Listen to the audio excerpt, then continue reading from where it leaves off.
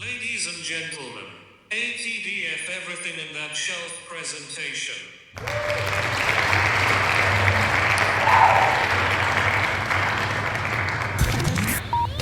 You're now rocking with TDF everything. Spoiled rotten.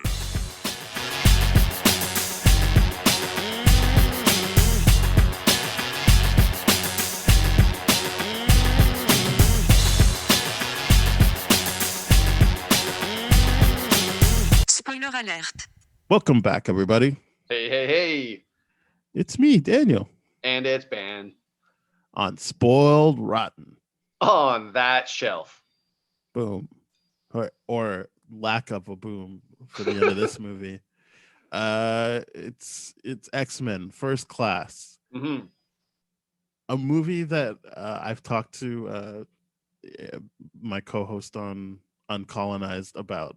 We've talked about. He kind of made me be like, I guess it's not that good. But then I rewatched it again, just different times in life, and I'm like, no, it's good. I like this. I do kind of check out after some point, but that's just because I've seen it so many times, not because I think it's boring. I'm just kind of like, yeah, I know these parts. But I do genuinely like this movie. I really, really enjoy this movie for a lot of reasons, and the parts where you disconnect on, I'm curious to see whether or not it's overlap with my disconnect points. Yeah. Because yes, you're absolutely right. There's parts of this movie where it absolutely does not hold me, and then there's parts of this movie where it's like phasing in and out of its own character identity of what a movie it's supposed to be. Right? It's like simultaneously maturing Xavier at an exponential rate, at the same time keeping everyone else very juvenile. So it's very like interesting in that regard. It does feel like they've kind of pieced together some stuff, but I do think that's because they had that origin, whatever, Wolverine origin movie. Yeah. And then the next one was supposed to be Magneto. That was their plan. Yes. And I think they saw, well, that did not work out with Wolverine. Mm-hmm. So this was a course correct, but I'm glad it was a course correct because I'm like, yeah, like I mean, for me personally, I don't understand why you would do like standalone characters from X-Men. The whole point is that it's this group of people that like the fun is watching them interact with each other. Mm-hmm. And I think that this was a good idea to be like, let's do a reboot basically, but also work in all the good stuff from that Magneto origin. Because like obviously it starts out and you're like, oh yeah, this is Magneto's origin. And then as you said, like there's kind of stuff that's going on where like they've got the kids with the team, and whereas like Xavier's this like he's meeting with the government now, and but I do think that's because it's probably like a hodgepodge of different ideas, yes, which still ultimately work for me. But I understand how it could kind of like break up the flow for people. Yeah. The biggest thing behind this is after this movie, you definitely, with those people that complain about wanting a Magneto solo film, I always say, can you point to a successful villain-centered protagonist franchise that makes you like the villain more, as opposed to humanizes the villain, more so than this film already does? And like, do you need more from this? Like, because all you're basically asking for is a Magneto solo, and I know we're talking about like this film, but like future films establish the fact that it's like, okay, if you do let him do solo from this version, he basically establishes a commune that protects people, right? Well, so he's not a lone wolf in that sense. His whole thing is, I want, like in this movie, like losing his mom and just the fact that he was part of the Jewish people that were taken in by the Nazis and split up and killed off. Nothing about him would work as someone who wouldn't want to recreate a community for himself. Correct. And yes, you can still do that in a solo film. I don't mean that he would be like Logan or something, just like going off his own. But the idea is he's so connected to wanting to be around mutants. What's the point in doing a movie like that without having mutants, like other mutants people know? Yeah, like this movie does. I mean, I don't know Angel, but I do know Azazel. I know like some of the other mutants. I didn't really know Emma Frost. Like I know she's at the end of the Wolverine origin movie, but I didn't really know her other than like sometimes she's Cyclops' girlfriend or something. But like at least I was like, okay, I know some of these people. And then working in the idea that it's like, hey, like we kind of got off the rails with the X-Men movies. Let's try and reset it. I was like, yeah, that's cool. That this works. I'm fully on board with this concept because it was like, I liked the idea of the reboot, but also telling this story of how they became, and in a way that it didn't annoy me. You know how usually like book-ended kind of stories really bother me, but there was so much time frame between those movies and where we start off with the first X-Men that I'm like, okay, I'm good to go with that concept. And they had enough of the original characters that I was signing on board with it, and the pro to me was getting rid of a lot of the characters that like the characters that were done in a very, very poor way by that franchise, right? It's just like, okay, complete detachment of those characters. Let's build on Mystique because that is a very interesting character, as well as of course Magneto and Xavier, and then everyone else is pretty much new. I would say this movie is good at being like, teasing the idea that like this is the beginning of Mystique and Magneto working together, like as this duo, even though they are part of a group. Like you would see why they would be connected, the two of them. So like the first three movies somewhat make sense in terms of how close they were in those three movies. And I mean, whatever, it's all retroactive, but it would have been nice if some of that was still linked to how close she was with Charles. But it's a nice thing moving forward to see them build up like that she still has a connection to Charles as well. And ultimately what makes her choose is the fact that Charles never does accept her. He's constantly like, go back to looking human. Like I don't, I'll put on clothes. Like, what are you doing? And just the complete acceptance she gets from Magneto. It is kind of a bummer for me that they did kiss. I was like, it would have been just nice that she was like, oh, here's someone who just accepts me and there's no sexual thing here. Because they were already doing that with Beast, which was nice as well. The way they mixed in him turning blue from taking her DNA and stuff like that. Like that was all interesting and I thought worked. So it just was kind of like, I liked just the connection Magneto and Mystique had where it didn't feel completely like a sexual relationship, just a deeper bond than the rest of them. I agree with you on that, because where they end off or where they start in the first X-Men movie, I actually really, really enjoy, where it's like they're companions, they're working together, they're doing that kind of thing, they respect each other's mindset and where their goals aligned, and that's what you respected out of that. The unnecessary romanticizing, sexualization between them was unnecessary to me. But I mean, in that sense where it's not the biggest deal though. Like it's not the biggest one scene. It's just one scene. It is one scene and it's not the biggest deal. And it's one of those things too where it's kind of like in the grand scheme of an overall story of that relationship, getting that speed bump out of the way, I guess, of the romanticism, because I think there's a very relatable confusion of in most heterosexual relationships between men and women of like, am I attracted to this person? Like either way, like at some point in time, there's always that questioning, right? And I think like the fact that they just got it out of the way to be like this, they got it out of the way in the beginning, and then we're over all that and storytelling in that grand scheme, I can accept it. But it is a weird thing that I'm like, I didn't need that. I think it only doesn't work for me because the scene already sets up that idea of like him being like, maybe in a couple of years. Like I liked that he's not saying like you are not sexually attractive. He's saying like it's not right. And also that's not what we're here for right now. Like, correct. The whole scene is set up on like, hey, like stop trying to be sexual about this. Like we have a mission. Yeah. So my question to you is, how old is Mystique from compared to honestly does not matter. I remember when we were doing these in order or whatever, like by the time we got to Apocalypse, and I was like, isn't Apocalypse like 20 years after First Class? Like why does she look the same? And this movie already says like this movie does explain it. So to me, it's like you're gonna look like this. Yeah. So to me, it's McAvoy or Professor Xavier meeting her originally in the kitchen, and then being like, "You're not my mom," and having that awareness. And I like that scene. I really love that scene. I like everything about the beginning of it. I would say like the first 40 minutes, I'm just like, I have nothing to complain about. This is all really well done. That's it's such a strong first act. And then going into there, that interaction, they seem roughly of the same age, and they're maturing together. But then you have the Beast explanation where he says like, "Oh, your cellular whatever is incredible. You're going to look however young into whatever." So clearly, it's not an age thing. Do you think it's a visual thing? And then when she did do that clever cameo part into How About Now, into the Rebecca Romaine thing, which I love that cameo. I thought Yeah, that's a great cameo. I like all the cameos. Yeah, it's such a clever way to do it.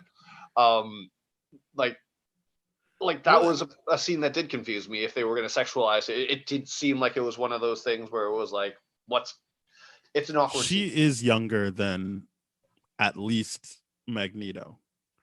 Yes. I would imagine that it's enough of a difference for him.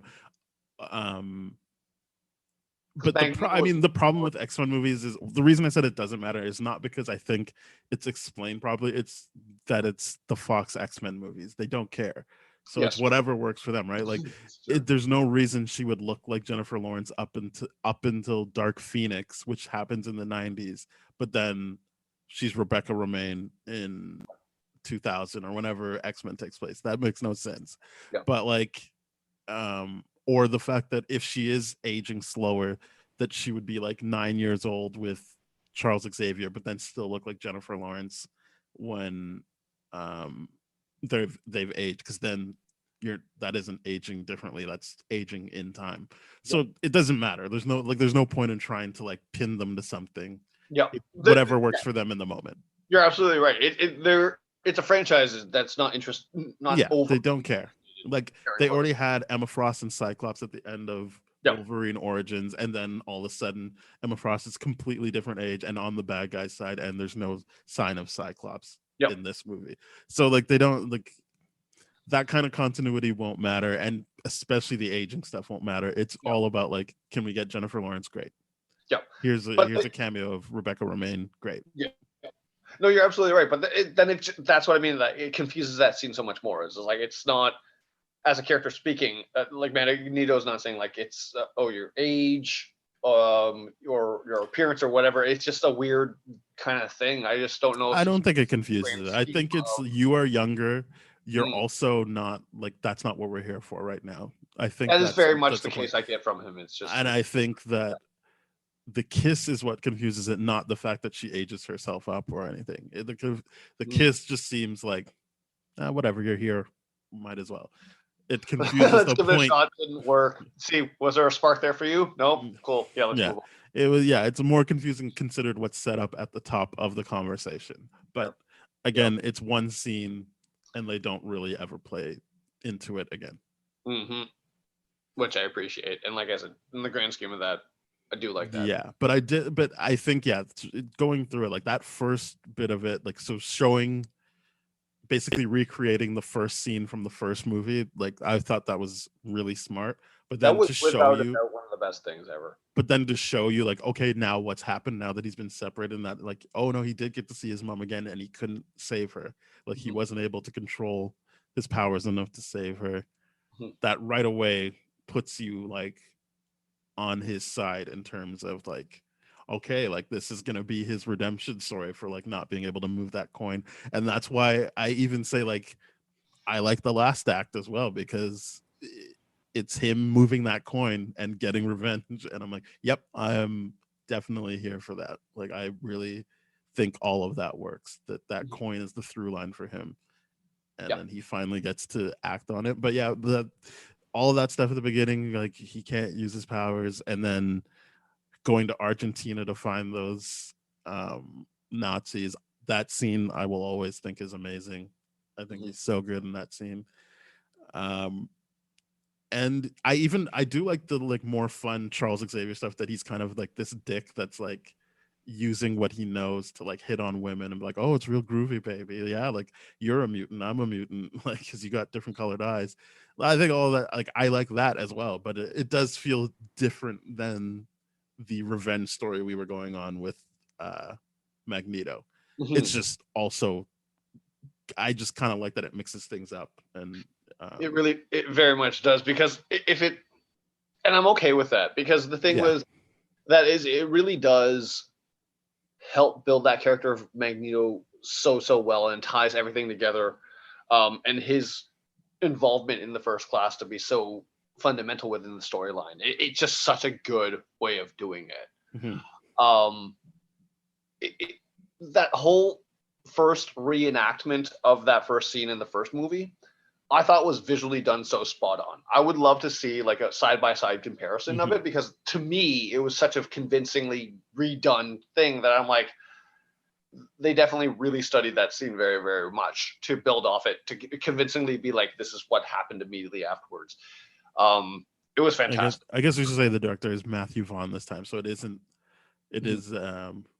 I only bring that up because we've done Kick-Ass by this point, which I like, and I like the Kingsman movies as well. Like I think, I don't know, maybe he's not so great anymore, but I think this was like a good start to him. Like I know he'd done Layer Cake and stuff like that, but I was like, okay, like he can do like big comic book property as well, like taking on the X-Men. And like, as I said, I don't know how much of it is him not knowing the characters or just Fox being like, we don't care.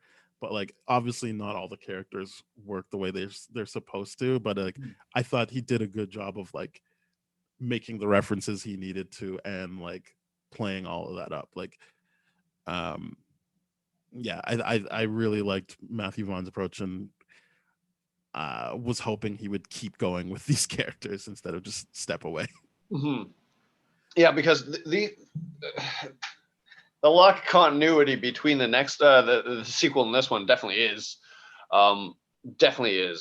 disappointing. Well, no, I do think there's continuity. It's just they were just kind of like shrugging it away, like, oh, they died. So like, it's it's like, oh no, never mind, they're dead. And I'm like, oh, that's too bad. The continuity of specific characters. I mean, because you're just like, oh, you made such a big deal of getting Emma Frost, and then not there again. Yeah, because she died. They just are like, oh, here, look, what's his name? Banshee died, Angel died, and Emma Frost, and it's like, oh, that's too bad. It's like never heard of again. Yeah, and I don't know if Havoc gets back. He dies in Apocalypse. He dies in Apocalypse. Right. So, yeah, this is great, but it's Havoc's in one scene in Days of Future Past, I'm pretty sure. He's in the army, and Mystique breaks some people out. I guess they were kind of dealing with that same issue of like the prequel trilogy of Star Wars, where you're like, oh crap, we have characters that are going to continue through the whole franchise. How do we explain their lack of memory of these kind of events or whatever, or in that kind of thing where like we have to get up to this point and only these characters involved. That means we have to clear slate, and we just basically have to wipe out everything, right? I mean, Well,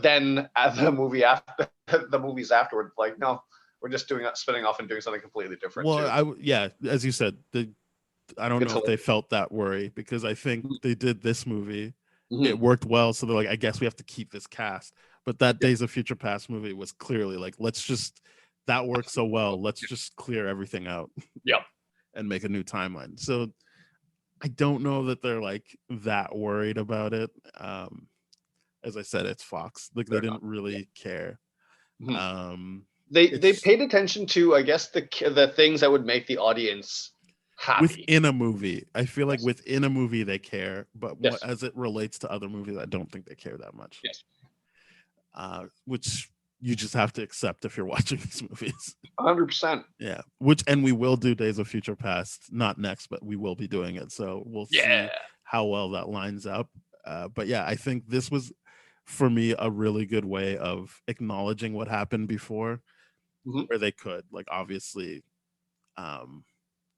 we'll get to Cyclops in well, we've already done it, but Apocalypse. But like, you can kind of see like, oh yeah, this is how X-Men started with this group. Still makes sense. Oh, that's why Mystique is with Magneto and is so loyal to Magneto. Beast was around. He did create some stuff. So when he comes back in Last Stand, you're like, okay, so this is his homecoming. Like whatever. So all of that kind of works loosely, but it's also this for me engaging story. Just if you're just watching it for the first time, of like you've got this person who is a product of being rounded up during the Holocaust, who is like, well, that's not ever going to happen to me again. And you've got this person who desperately wants to be accepted. And I think this movie, more than the other movies, I think movies in the past have kind of hinted at maybe Charles doesn't have the right way of doing things, but this one for sure was like, oh, like he wipes Rose Byrne's memory at the end of the movie. He doesn't like, he does not accept his best friend, Mystique. And so there is this shame he has about like who he is that makes him probably not the best leader for the good guys. But you're still like, it doesn't go too far to be like he's just an asshole. Don't follow him. But it is kind of like, oh, there is room for improvement with him. And just the same way you would be like, well, you can't also just be like Magneto. But like the fact that they do kind of their best when they're working together, and when you see them split apart, you're like, oh yeah, it's not going to work, because all the good stuff was happening when they were together and on the same page. Yeah, and I do like that, because there's definitely hints of dialogue in that Professor Xavier in that original trilogy that's like, I've never always been good, like always that kind of stuff. And you're like, yeah, sure. And when you're with that version of the character, you're like, come on, you've always been good. But this one, you're like, no, we're forcing you to look at the flaws, and like, no. And I think Last Stand does force you to look at his flaw, the Last Stand one, because that's the one where like, I'm sorry, what did you do to Jean Grey? Like, you removed her memory, like you won't let her actually access all her memories. That's fucked, man. Like, that's so it is fucked. And the way he just puts his foot down, like, don't question it, I'm doing the right thing. Like, that movie is like the beginning of like, oh yeah, he's not infallible. But I do like that this movie is like showing you, again, he's younger as well, but it is like, yeah, these are the building blocks to someone who would block out someone's memories and then tell you to shut up about it. It's a great way of being like, even like someone we associate with that good still has the power to corrupt and use their powers in a corrupt way, because his power is such an ethical power and such a power of moral dilemma, right? Versus other people's, their powers are not of moral dilemmas. It's just like, oh, you can teleport. You're not taking control of someone's mind and suggestibility and that kind of stuff. Like that stuff is crazy compared to Magneto being able to shift metal, like from an ethical standpoint in regards to what he can do. He goes so far to be like, I know to not use it in these circumstances, but then will be like, I'm excusing myself. And when he does, it's like, no, it's an absolute, I'm right, you're wrong. There's no debate. And I'm like, that's crazy, because I'm like, that does not weigh out that action of you being like, no, we're shutting off Jean's memory. So because I feel that my sole assessment is that she cannot be trusted to access those parts of her.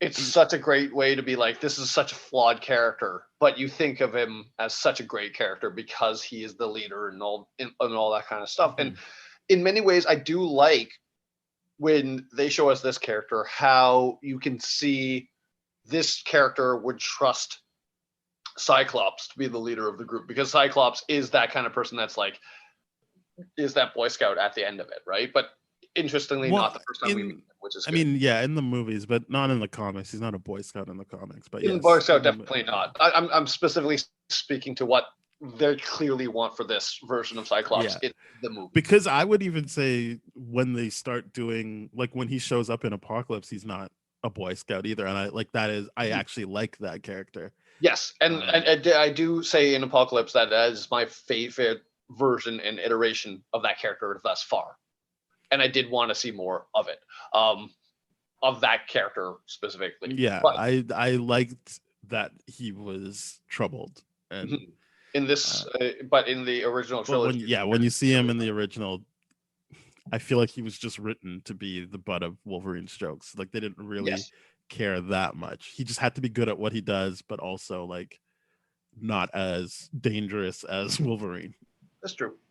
Yeah. So, but yeah, I do see what you're saying. I think all that's fun. Like, yeah, I like Charles's characterization, and how he kind of fosters this family at one point, and they are the kids that are getting along.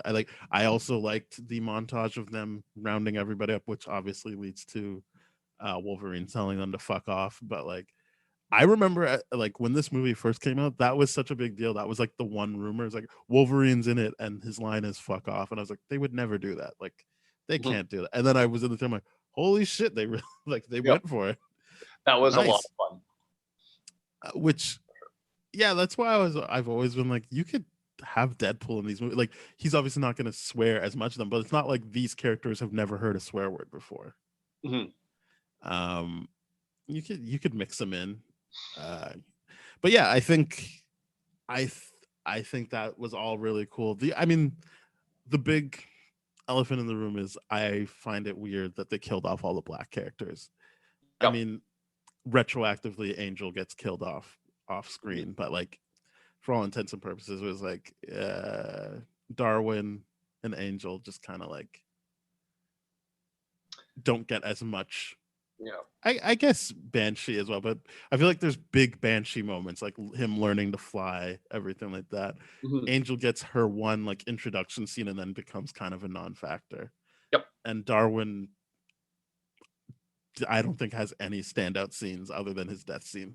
No, that would be it. It would be the death scene, because everything with Darwin and the characters that you mentioned, they wrote it in a way where they're like, these characters have peaked their powers, like they're not going beyond that. Like when we meet Darwin, like, oh, he already knows what he's doing. They're very, very confident. Versus every other character is like, well, there's an ability to grow off this. Let's write this, and then they're also white, and I'm like, this sucks for literally these characters, because Angel, it's like, okay, she already knows how to use the wings. She already knows how to do the spitball thing. But like, you don't know she knows how to do the spitball thing. It just happens later. You see her do the wing thing. Yeah, but she also does a spitball thing later towards someone while they're showing off their powers, right? So that's what I mean. Like, it's like, it's not, it wasn't what she was introduced as knowing how to do. That's what I mean by like, you didn't know that. It was just like a thing. She's like, oh yeah, and I can do this. And you're like, okay. Like, you could have developed that. Well, I guess you could have developed it. That's true. You could have been like, it's probably not just your wings. Like that's true. Those characters weren't given a chance to develop it. Just like they were like, hey, you think you can just like scream at things, but you probably could fly if you like focused. Yeah. You could do the same thing with Angel. And then Darwin, like they just did. Yes, he already knows what he's doing, but I also don't feel like there's any point where he has to like show that he knows what he's doing other than when they're goofing around. Like, it doesn't like happen. It's not a thing that needs to be explored. You're just like, oh, he just said he can adapt to anything, but then they immediately undercut that by him not being able to adapt to what happens to him. Yep. And it's like, okay. Yeah, it's very clear to me that the characters, the black characters, were written for a purpose. And very, very. I understand that, like, there is an element of Nazi tactics of like, hey, why are you fighting for Americans? They don't like you, so come join us. Like, we wouldn't treat you. I mean, you know that they would treat them poorly, but like the idea that like Shaw is that Nazi, well, he is actually a Nazi, but like using that tactic of like, hey, come on, black guys, like don't black men and women, like don't work with these American white people. They don't like you. Like come with me. That I understand. Yep. But then like to immediately kill off the black guy and then like Angel's just becomes a non-factor. It's like, oh, they could have gone somewhere with that, especially when you know that, again, very broad strokes, it's not a very good analog, but that Magneto is Malcolm X and Charles Xavier is Martin Luther King. Yep. They didn't have room to even work with that. Like it was just like, no, it's just done in one go. Yep. It's a very, very fast paced scene that they put a lot into, and it's very awkwardly handled, because in that scene too, it's just like, okay, Summers and Darwin, they both agree that they're going to go save her, but at the same time, she was also justifying her decision. And to me, like, I understood her decision. I understood her decision. I really did. I'm not going to be like, oh, how dare you? It's one of those things where she's like, no, I've been in a position where she's only been used or gawked at or whatever. She's fighting for herself and fighting for defending herself through those experiences of her life. You understand it. But my thing is their decision to be like, we're trying to save her. I don't understand that decision, because she's very much like, I'm justifying this action through this. I'm not regretting it. And then they're ready to go off, but then without hurting them right away. Which is the weird. I didn't see it as they were trying to save her. I think they were like, he's the bad guy. We're going to stop him. And any kind of residual, hey, get out of the way, Angel would have just been like, we don't want to hurt you in this process. So you thought it was a full-on, we're going to launch an attack on these guys and try to like kill them. Okay. I thought they were trying to stop the bad guys. I didn't see that as, I'm not saying that's not what it was. I'm saying I've as many times as I've seen it, there is an element of like, hey, like you're one of us, but I think they get over that and they're like, whatever decision she's made, he's the bad guy. Let's stop the bad guy. Yeah, because to me in that scene, it always confuses me. It always confuses me because it's always like that look that they share together. I'm like, okay, I get that you're communicating something, even though you haven't spent that much time together as a. Well, I do think I've always thought that they had some kind of relationship. You know, they probably wouldn't want to explore a homosexual one, but it like there is times throughout the movie you see them share moments, and so like even if it's just their best friends, right? That look they have is a culmination of a bunch of other smaller moments, like when they were playing foosball, the pinball machine together and stuff like that. Right. Like they have moments together, so I saw that as like, oh, like they're a team, and they already know what they're about to do. Oh, so I saw that clear communication between the two of them, but my confusion always in that scene is whether or not that clear communication was whether or not, hey, let's go save our friend, or whether or not it's like, hey, let's take this opportunity to distract them and launch a full-on attack, and we're gonna like protect her too, which is like a lot like between the communication between those two things is always what gets me confused. And like to me, there is justification within like the unwritten, the unspoken, okay, let's do this kind of thing, but it's always, my confusion is always whether or not the intent is solely to save her from them for whatever reason, or whether or not it was, no, they're clearly bad, let's do something, because look at all these people, we've done nothing up until now, they've killed everyone, and we're still alive, so we could try at least, or something like that. It always confuses me, it really does, but I get over it pretty quick because they move on from that scene pretty quick. Confuse the right word, or you just don't know? To me, yeah, like whether or not the true intention was to save her exclusively, or to just like launch an attack on them entirely. That's the confusion. I mean, I guess I just look at that as there's two choices and you're not sure which one it is, as opposed to, I don't know if it's really a matter of you being confused by the story. Either way, you understand that they've got an unspoken thing and they're going to try something. Yes. I do. I feel like that is earned. I'm not questioning that. I do like I just question whether or not it was solely to save her or just get her out of the crossfire or whatever it is. And this is the best way to do it. And as I said, I don't know what the answer. My assumption is that they were just trying to stop the bad guy. Yep. And because they have a relationship with Angel, they didn't see her as the bad guy as well. So she wasn't part of, she wasn't going to be part of the collateral damage. Okay. Yeah, that's how I you saw it. Okay, cool. The one moment of this movie that I really, really, really felt so much this time around was, and I want to highlight right now, since we're talking about these relationships and unspoken kind of things, is the one scene between Michael Fassbender and James McAvoy where he's basically like, no, you can already do that. Like, don't impress me by the gun bullet thing. in my head thing. Like, you're just playing a daredevil right now. That's all you're doing. You're not challenging yourself.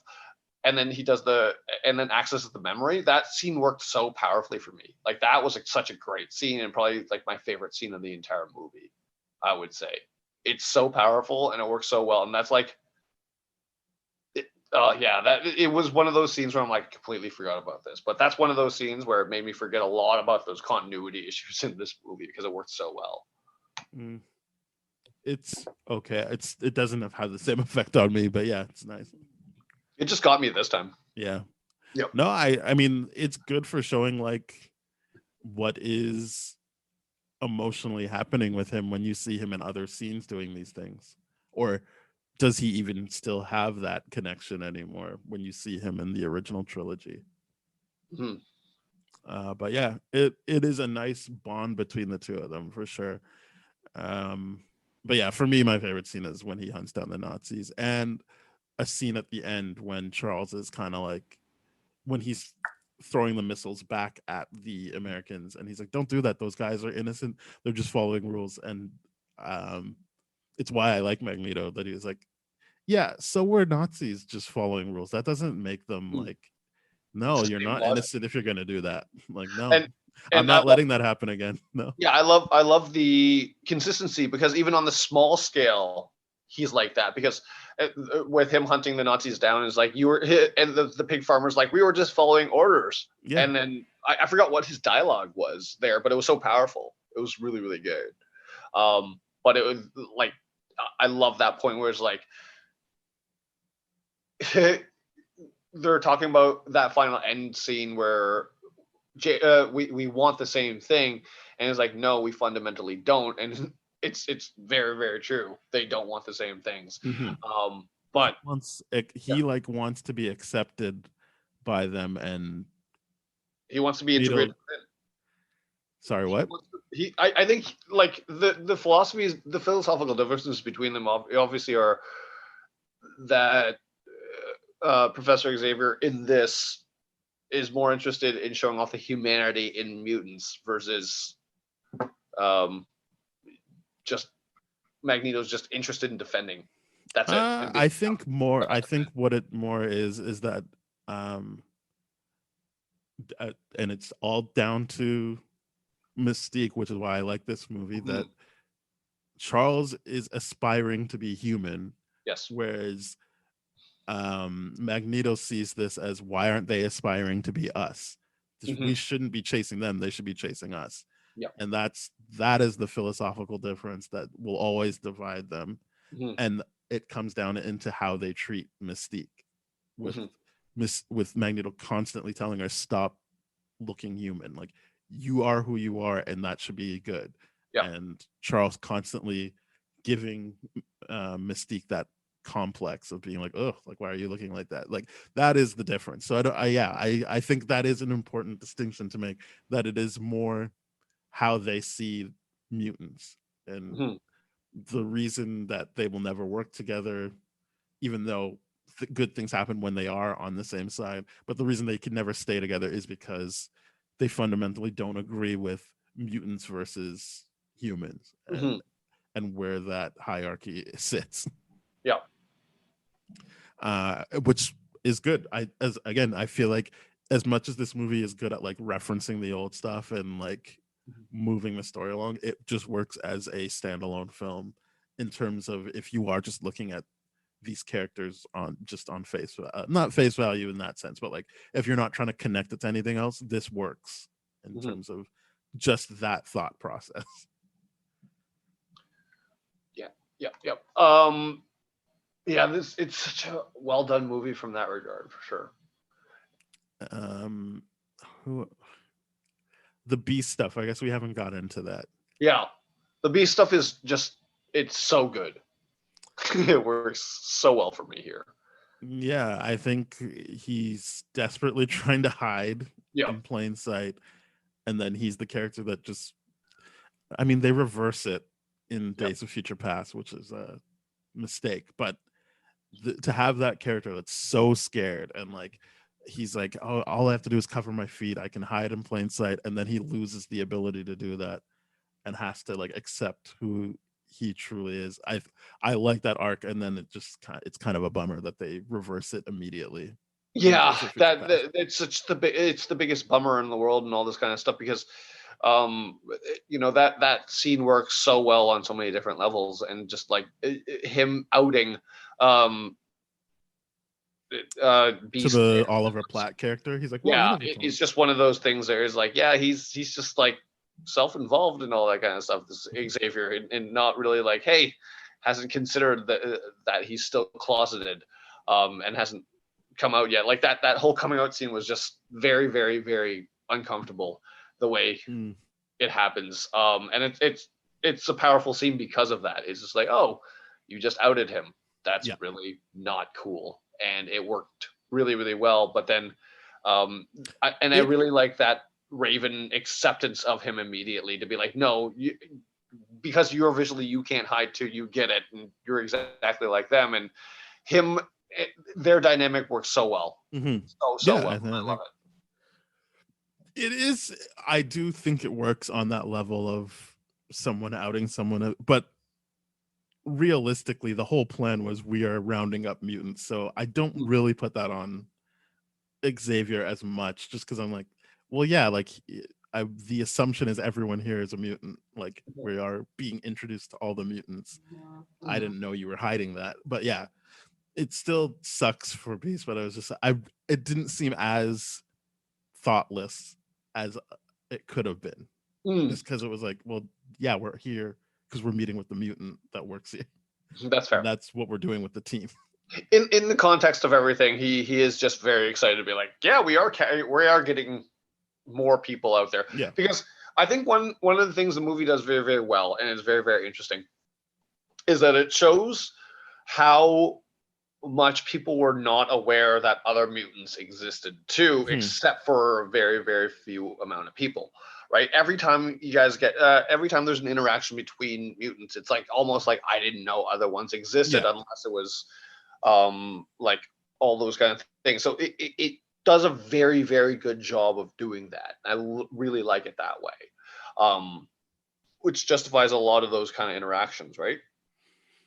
Especially the Beast one, where it's like, hey, Beast probably, well, with his ability to withhold his information and all that kind of stuff, whether or not, and I don't know whether or not he's interacted with other mutants before, but at that point, but it's just such a fantastic scene.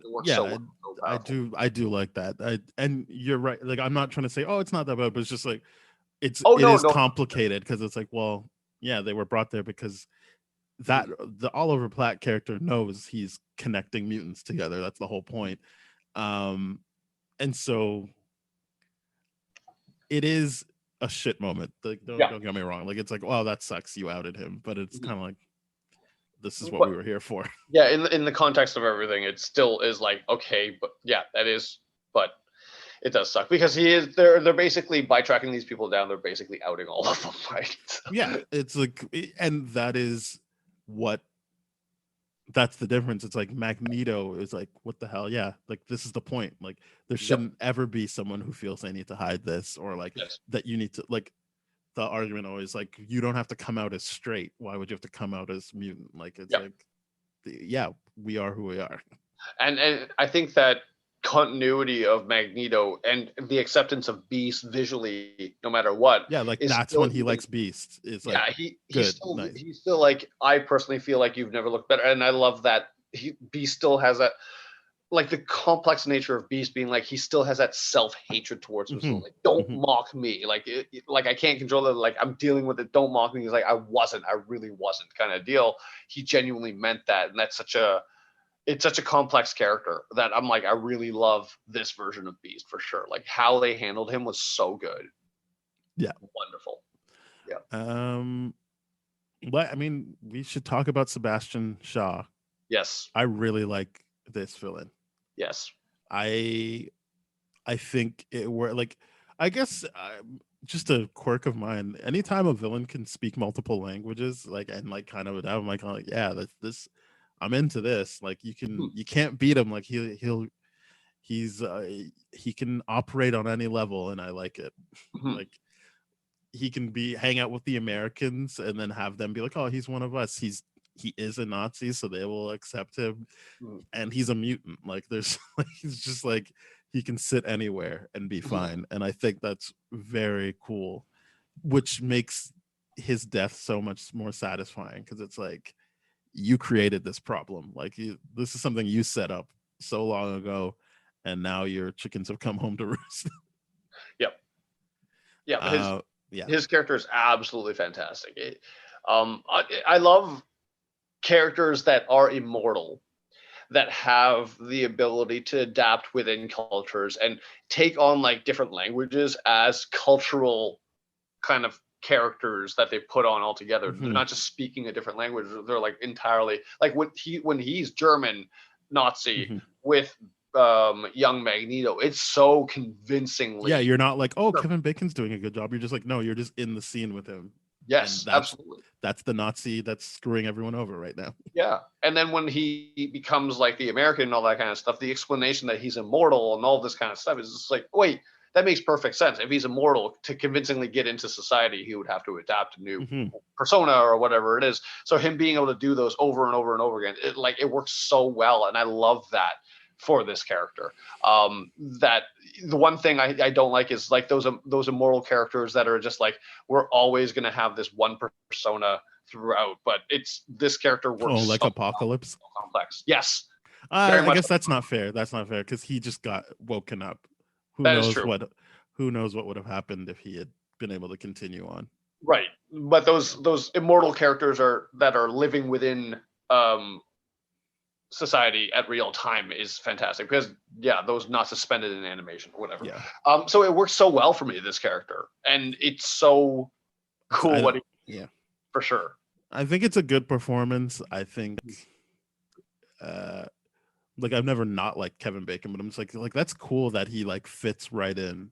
Like it's not a I mean, only because of like how we grow up. Like you hear Kevin Bacon and he's more like a meme, like the 6 degrees of Kevin Bacon thing. Like but he put on a great show in this movie, and it like, because I remember people being like, oh, it's just the Hellfire Club.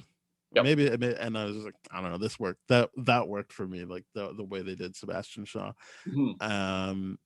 And I guess I want to comment on Emma Frost because, like, as I said, I don't really know the character, but I felt like it worked because I'm like, she's an ice queen. I get it. Like she's an emotionless ice queen, and like I feel like people are like, oh, what a shit performance. I'm like, but that's why you get January Jones to be an ice queen. That works. That's what you're supposed to be doing. And I'm not saying that's how Emma Frost works. I'm just saying what they needed that character to be. You get January Jones to do that. Yeah, that to me, I agree with what you're saying. That character was so flat. It was the worst character for me. I just really like when they didn't have her in the sequel. I'm like, okay, I really am she's okay flat, with that. But that's what I'm saying. Like she is cut off. She's emotionless. Like I get that. I get every aspect of that. But for someone with telepathic communities and all that kind of the ability to go, I just want something out of that character. But wouldn't you would have to be like you be cold and doing that. You would have to be cold. Like you wouldn't be a feeling person because you're manipulated. You are sociopathically manipulating people on a day-to-day basis. That's the opposite of Charles. Like that's what works. See, I get that. It's just everything about that character just doesn't work for me. It really doesn't. And you could say that. It's just every time she's on screen, it does not work. There's something lacking about it. It's just the lack of emotion within that character's intent it does not work in. But she has no intent. She's being led by the nose by someone, and all she's doing is just hanging out and using her powers freely. No. What I mean is, if the character is written to, if the intended point of that character is that she's emotionless and that she's going to be like this the entire time, it's just like that's just a character that I'm not going to be drawn towards no matter what. It just doesn't work for me. No matter how it's like. I get what you're saying. I think it's just I'm getting caught up on your wording, because saying it doesn't Oh work yeah, my wording implies that there was a better way to do it. But what you're saying is it's not for you. Like it doesn't. It's not compelling. Correct. You're saying it's not compelling. There's nothing which makes sense. about the character. Yeah. I wish she was a little bit more manipulative visually, in the sense where it's like, okay, maybe she would double cross the mutants to get out of the situation she's in when she's being held or whatever. Like, I wish there was. She does. She's like, oh, you're in power now, I'll go with you. And she does manipulate. Like, she does do things like, I'm gonna make this guy think he's having sex with me while I sit at him and I do like that on him. That's the only time I actually like him. I like that character, is like when she's able to do that. I'm like, oh, okay, cool. But like everything else about that character is just that character was never going to work for me. And yeah, to me, it's congratulations that it did achieve that, but that character just did not work. It sucked for me. It really did. Again, it's just a weird wording, because you're like, it doesn't work, weird. But like it does work. It's just not compelling to you. Yeah, I agree. And that is, I'm glad you helped me find those words, because that is exactly how I feel. I'm glad that you're making a good case for and making me appreciate her in a different way. But it was not compelling enough, but it worked for what it's supposed to. Yeah, like it's how I feel about Punisher. Like nothing about that is like, oh, this doesn't work. I'm just like, oh, I don't care about this. Like when we watch the Punisher Netflix thing, I'm like, I can't like pick apart this character. It's just, it seems like he's doing what he needs to be doing. There was a fan base for it, but it's not for me. So like I just disassociate, and that's how you felt about Emma Frost. Correct. Yeah. Every time I say Emma Frost, I just disassociate from that character. Yeah. That was it. That makes sense. But you're right. January Jones did do a good job in playing that cold, emotionless aspect of it. Yeah, because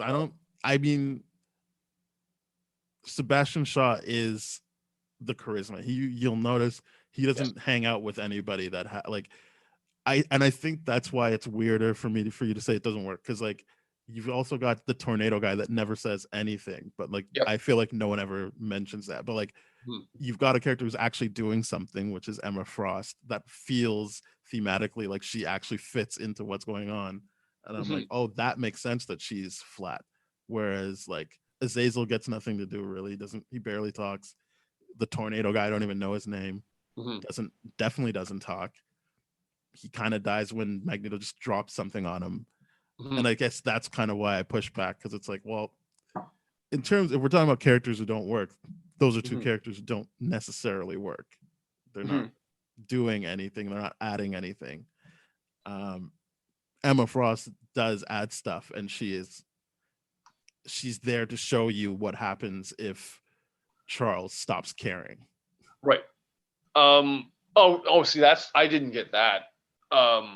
But I mean, they have the same, like they don't have the same power set. They share a power in common, and you see how she uses hers versus how he is still, like he is at a point where like he's young enough and obviously greener than she is, and could go that way. I see what you're saying, and it makes me appreciate that display a little bit more. It makes me think of it very, very differently, but it's just, again, that it is your wording that's much, much better than mine in this, and I can't find it again, but it is the fact that that character was never going to be compelling, but it was well executed from that regard. I am agreeing with that for sure. I'm not saying there's anything bad about that role. It's just there's nothing compelling about that role to me. Yeah, you don't have to like every character. Oh yeah, but that's why it's so weak to me. Is just I kind of wish there was a more compelling, or like, character for myself. But I know that's just my selfish request in that regard. but yeah, it just didn't work well for me because of the aspect of that character versus, and you're right, Azazel and the Tornado Dude, they worked for me from a visual standpoint, because I've come to accept that gang, the henchman gang, and I'm like, okay, cool, it's okay them not being able to do some stuff, but you're right. Visually, it was the visual aspect of Azazel's teleportation that I'm like, yes, do that again. That's cool. The way like he took out the entire CIA just by like picking them up, dropping them on the ground. Like, yeah, there's no way you can train to be defenseless against that. Like, you cannot defend against that. You're gonna get hit by the ground. It's great. That was a fantastic scene to me, and that's why I was like, yeah, this character is kind of cool. But you're right, I'm like, I didn't care that this character didn't talk. I was just like, Sebastian Shaw was all the evil I needed to be compelling in that movie, and I was kind of wishing that it would be different, but I'm okay that it's not, but it just doesn't work for me too. It's not compelling. That's all. Yeah. But Tornado Dude, you're right. Tornado Dude not having anything to say was kind of weird. Really weird, because I'm like, that really bothered me, because I'm like, because another person of color silenced. Yeah, that's what I mean. Is just like, oh, I see what you're doing here. I don't like it at all. It's not good, because that could have been very interesting. Yeah, or something, but just do could something. have been something. But again, that's the only reason I'm like, if I look at Emma Frost, there's something there. If I look at the other two, yes, Azazel has great visuals, and he is Nightcrawler's dad. But then it's kind of like, I guess you just have to know that. Yep. But yeah, I think there's not really room to like do more in that sense. But at least there's a thematic point to Emma Frost for me. Yes, there is, for sure. The same way you're looking at the connection between Sebastian and Magneto, there is a smaller connection between Charles and Emma, and how I agree. She's what would happen if Charles was just completely unchecked from humanity. And I do like that. I do like that interpretation of it, because that's something I hadn't ever considered before. And just because it's just one of those things where every time I was in that scene, I was just wanting more out of that scene, that I was just like losing that overall picture of it, where it's like, oh yeah, this is the comparison of what Xavier could be if he just like completely just used his powers to get drunk and pick up women. And the idea that like she's a step ahead of him most of the movie, because it's that thing that bad guys always tell Batman, like, oh, your like indulgence is what's always going to get you caught up, because you care, and that's why you're not going to excel. And that's present here without having to explicitly say it. That's why I like it. It's not a line of dialogue, it's just there for you to observe. That's fair. Because once again, why would she care to even vocalize that to him? Doesn't matter. No, she wouldn't care. It is consistent with her character. She's like, whatever. I'm as long as I'm protected, I don't care. Yeah, but yeah, I like that. And speaking of her switching at the end, I think that like this has got to be the only movie where they like commit to like the full-on Magneto outfit, right? With the kind of like horns on his helmet and stuff. Or it's the first time they commit to the horns, but I guess the first movie you could say they committed to it, because they. But it's all black and gray. This is like the proper. In regards to the color scheme as well. The color scheme. It's just the visual of this is Magneto. Correct.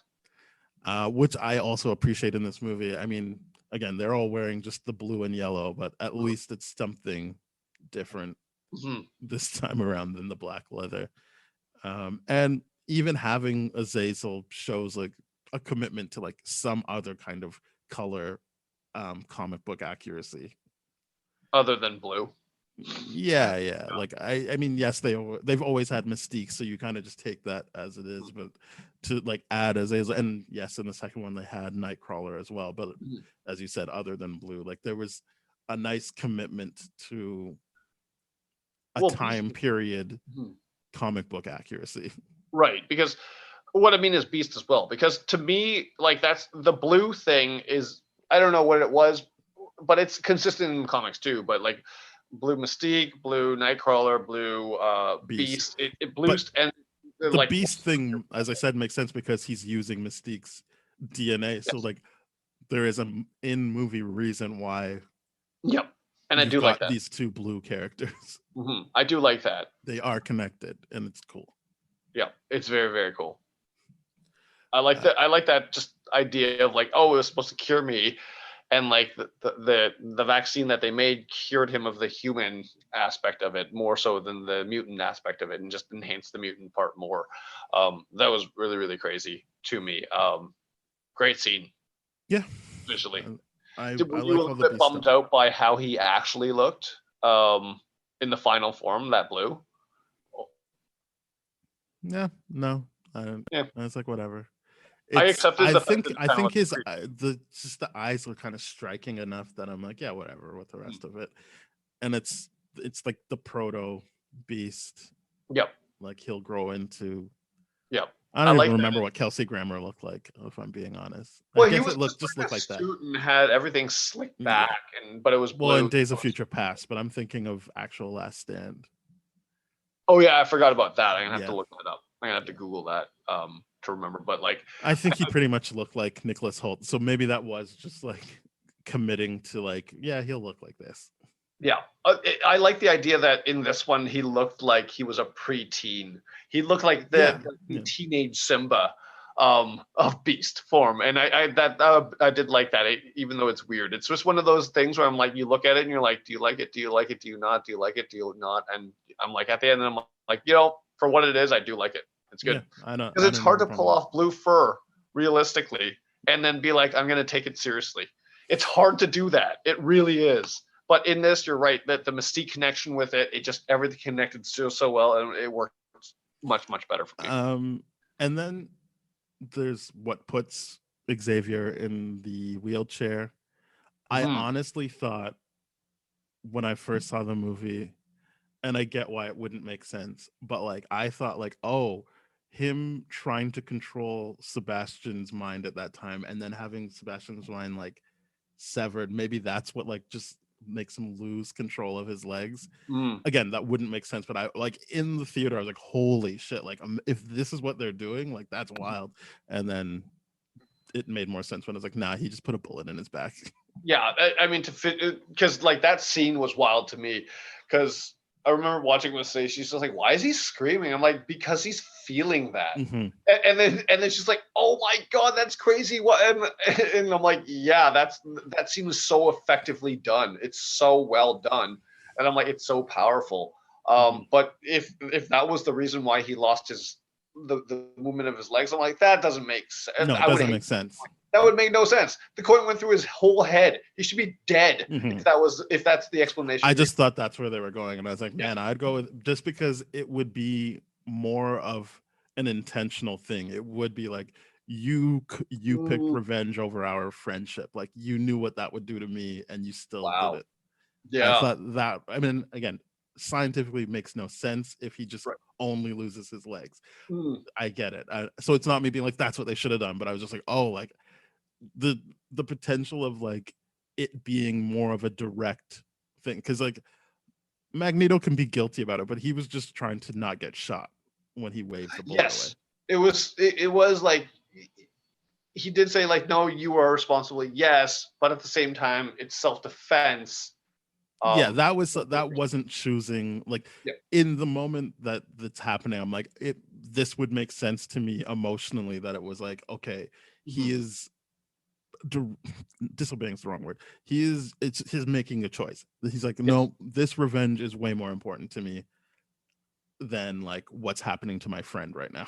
Yeah, and then like for him for that brief moment where he's like, I told you to stop shooting, and he's like, no, you did this. This is not her fault. It's yours. She was trying to stop you from killing all those people. Look at that. I still put it on Rose Byrne. Like, what are you doing shooting at the guy that can control bullet? I agree. I mean, that I know what the movie was like. It's both of their faults. I do believe that the movie is like they created this situation, but like I like put it on her for sure. yeah, I put it on her in the sense where it's like, what are you doing that? You've that's been not going to help. the entire time. It's not going to help. You're not helping. You've shot off enough times to know that a gun is insignificant. But also, you just watched him reverse missiles. Like, Yeah. what do you like? There's no need for her to learn in the moment. It's like you see what he can do. Like, how do you think the bullet is going to help? Yeah, I mean, like it'd be different if she tried to pick up a wooden log and hit him with it. Mm-hmm. I would be like, I like this character. That's a smart character. The fact that she kept shooting the gun, I'm like, you are a dumb character because you keep doing. I mean, that comes down to tropes, though. That like I feel like, in all fairness, especially as a Canadian and having a British director, Americans and their guns just seems like a trope. Like you'll watch especially up until that point in cinema history, you'll watch Americans do really dumb things with guns all the time. So I feel like, and I mean, the movie may suffer from this in many places. There's way more commentary being added onto it than like just letting the story play out. Yeah, and I feel like in that moment it was like, yeah, she's a dumb American. She's just gonna try and shoot him. I agree. As opposed to like letting her be a smart character. Yep. Of like, oh well, I can't shoot him because that's not what would ever stop him. Yep. Or I would not have a backup plastic pistol developed to deal with the scenario or whatever. I mean, then you're really playing that she's like, I never trusted him. I'm definitely playing that card. But what I'm just saying is the idea of like, yeah, that is just. You're right. Moira McTaggart. Sorry, I just have to say we keep calling her Rose McBurney, which I know is the actress's name, but like I keep forgetting she's playing Moira McTaggart, and I'm like, oh, that's like a significant character that like I just kept. I don't know. She's the like government woman, but it's Moira McTaggart. You know what? The movie doesn't really make much of a point of integrating her too much into the movie. She's just there along for the ride, which really, really sucks for me. I disagree. I think that's the whole thing. Is she's the one that believes in the mutants and gets them the interview. I agree with that. Starts everything off. I agree with that 100%. But then once she's with the mutants, there's not much of a role. She's just kind of tagging along at that point. Yeah, she's the Rick Flag. That's again, it's tropes. Like she's the government official that has to be with them. That is true. Because it wasn't going to be the other guy. That's like, oh, why don't we put him at my facility? I forget what his name was. What, Oliver Platt? Man in black suit. Oliver Platt. Yeah, man in black suit. Well, yeah, he's dead. So even if it was going to be him, he was dead at that point. Yeah. So and I like the initial scene where it's like, no, I agree with Eric. If we're going to find these people, it's going to be us alone, not you. Mm-hmm. And I like that scene a lot. And Moira McTaggart is a field agent. So like, again, I disagree that she wasn't integrated into the movie properly. It's just she's not in the second one for a very weird reason, and then she comes back in the third. Fair. But yeah, I think it sucks that he erased her memory at the end. It really does. It really, really does. Just because especially where he ends up in the sequel too, like the beginning of the movie, where it's like, oh, you're not even taking their identity. You're not taking the whole thing seriously, and you're just kind of like dealing with that too. It just kind of sucked that he did it. Yeah. Yep. Charles, what a doo-doo guy. Yep. A Charles with faults. Fundamentally, a Charles that I really like watching, for sure. I do like watching this Charles. Yeah, I like both Charles. Mm-hmm. I like Patrick Stewart's version, and I like James McAvoy's. I don't really see them as the same, but no, I don't. That's fine. Yeah. I don't actually see the Fassbender and Ian McKellen one as the same.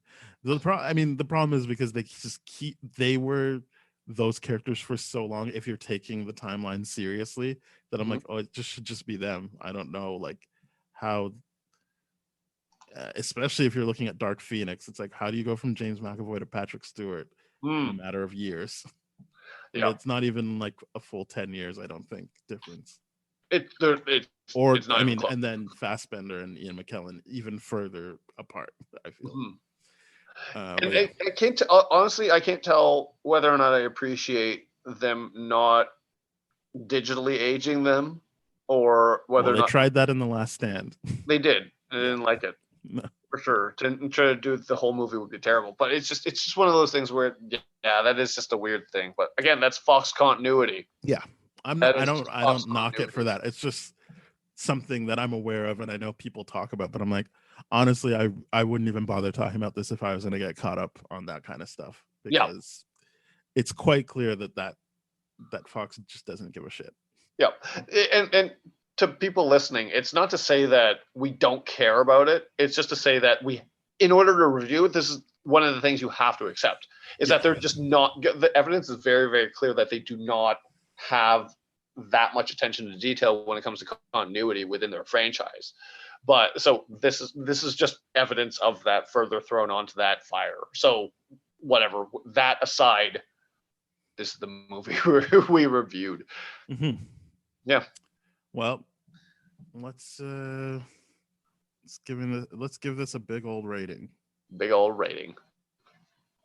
Well, I'm giving it a big old 7.5. I'm giving it an 8.5. What a great time in my living room and also at the movies. Yeah, it's a fantastic movie. Like, where I genuinely wanted them to keep going with this and correct the issues that obviously come up, like not handling people of color very, very well in this. That is fair. I don't think that was ever going to get fixed, but yeah. I was not going to get fixed. I would like them to do better, especially given the content that they are doing. It is X-Men. It's for civil rights. I mean, for that, I understand that, like, it is open to interpretation, especially when you deal with white people on like when they want to actually take what the creator says seriously. So when the creator says it's based on civil rights, I also understand when sorry, what's his name? The first director. I don't care to say his name. He's problematic enough and shouldn't be working anymore. The first director who did this, who did the first 2 X-Men and then came back for Days of Future Past. I understand when he's like, it's a gay story. Like I understand that it's about gay rights and stuff like that. So if that's what you want to focus on, then it's whatever. And I don't know where Matthew Vaughn stands on it. I think he just likes action, and that's fine. Yep.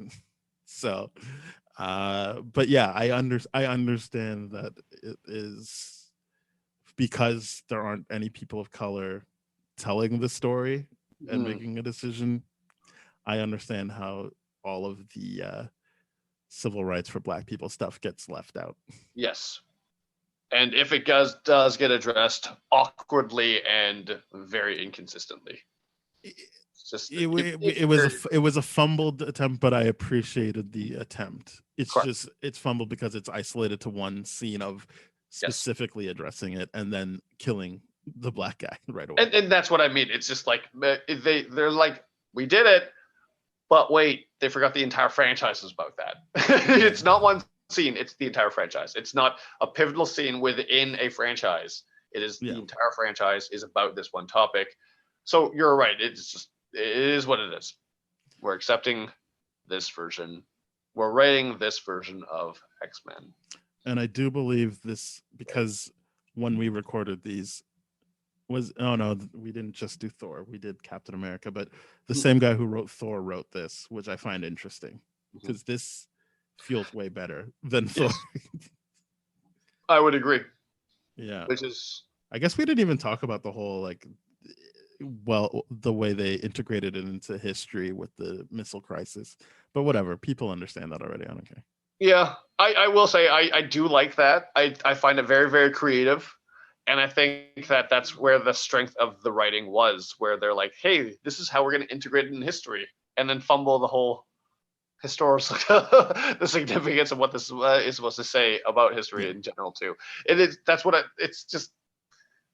funny. It's funny.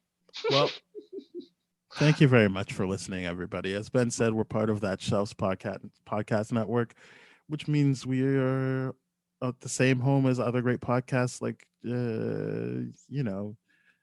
Composers, Changing Reels, Bad Gay Movies, Black Hole Films, No Budget Nightmares, What a Great Theme Song, and more. So please head on over there, thatshelf.com.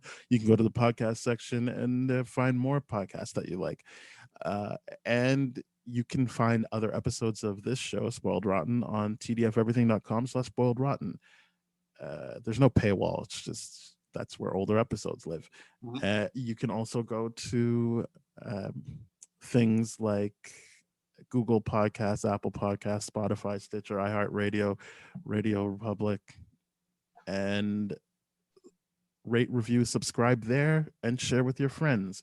If you want to talk to us, we are at TDF Spoiled on Twitter and spoiledpodcast@gmail.com on email.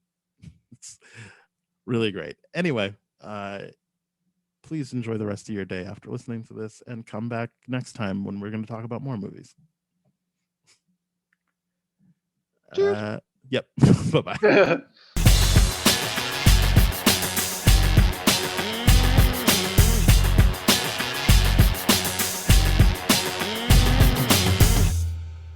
This has been a TDF Everything production, brah.